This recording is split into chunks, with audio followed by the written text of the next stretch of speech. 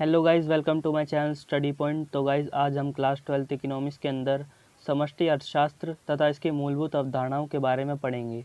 तो चलिए guys, start करते हैं। समष्टि अर्थशास्त्र का अर्थ।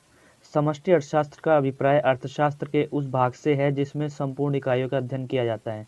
गाइस, में क्या होता है, जो समष्टि अर्थशास्त्र है ये अर्थशास्त्र का एक भाग होता है जो कि संपूर्ण इकाइयों का अध्ययन करता है, यानी कि पूरी इकाइयों के अध्ययन करता है। जैसे कि मान लीजिए एक देश के अंतर्गत जनसंख्या की गणना करना, ये जो है एक बड़ी इकाई है। अब एक उदाहरण देखते हैं, जैसे कि परिवार के अंतर्गत शिक्षित और अशिक्षित लोगों की संख्या ये एक छोटी इकाई है और पूरे देश के अंतर्गत शिक्षित और अशिक्षित लोगों की संख्या एक बड़ी इकाई है। तो जो समष्टि अर्थशास्त्र है वह बड़ी इकाइयों का अध्ययन करता है, और जो ये छोटी इकाई है जो परिवार के अंतर्गत शिक्षित और अशिक्षित लोगों की संख्या है, ये व्यष्टि अर्थशास्त्र के अंतर्गत आती है, जिसे हमने क्लास 11th में पढ़ा था। समष्टि अर्थशास्त्र के उदाहरण हैं पूर्ण रोजगार, राष्ट्रीय आय, समग्र मांग तथा समग्र पूर्ति। अब इसके पॉइंट्स देखते हैं गाइस।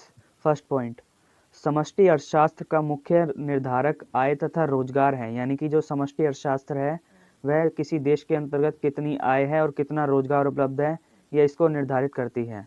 दूसरा पॉइंट, समष्टि अर्थशास्त्र के प्रतिपादक का नाम जेएम केन्स है, यानी कि गाइस प्रतिपादक का मतलब होता है विस्तार करने वाला। जो समष्टि अर्थशास्त्र का विस्तार है जिन्होंने किया है उनका नाम जेएम केन्स है।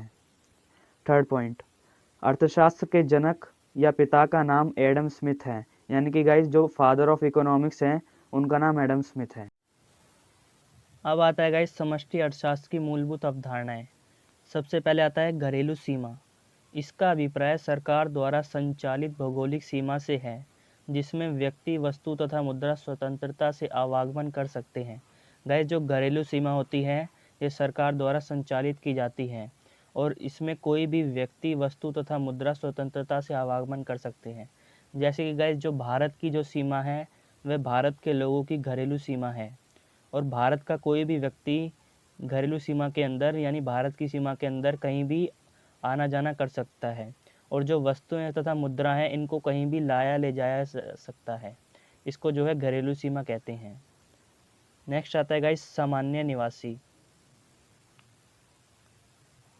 इससे अभिप्राय एक व्यक्ति या संस्था से है जो 1 साल से अधिक अवधि से देश में सामान्य निवास करता है तथा जिनके आर्थिक हित उसी देश में केंद्रित होते हैं। गाइस सामान्य निवासी यानी ये कोई भी व्यक्ति या संस्था हो सकती है, और वह व्यक्ति या संस्था हो सकती है जो 1 साल से अधिक समय से उसी देश में रहती हो और उसी देश में वह आर्थिक हित यानी आर्थिक क्रियाएं करती हो, तो वह उस देश की सामान्य निवासी कहलाते हैं।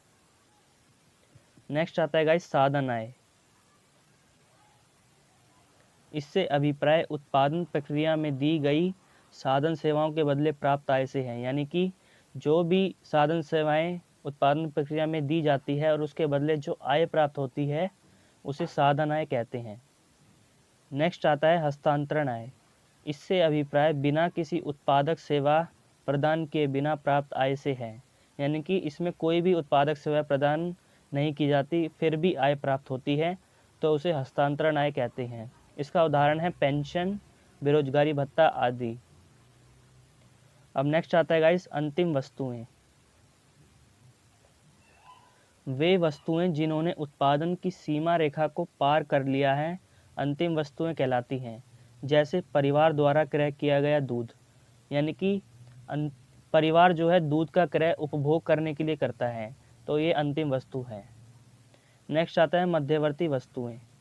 वे वस्तुएं जिन्होंने अभी उत्पादन की सीमा रेखा को पार नहीं किया है मध्यवर्ती वस्तुएं कहलाती हैं, यानी कि गाइज इनमें अभी उत्पादन की क्रिया करना शेष रहता है, और जो अंतिम वस्तुएं थी उनमें अभी उत्पादन की क्रिया करना शेष नहीं रहता, इसलिए उन्होंने उत्पादन की सीमा को पार कर लिया होता है, और मध्यवर्ती वस्तुओं ने उत्पादन की सीमा को पार नहीं किया होता है।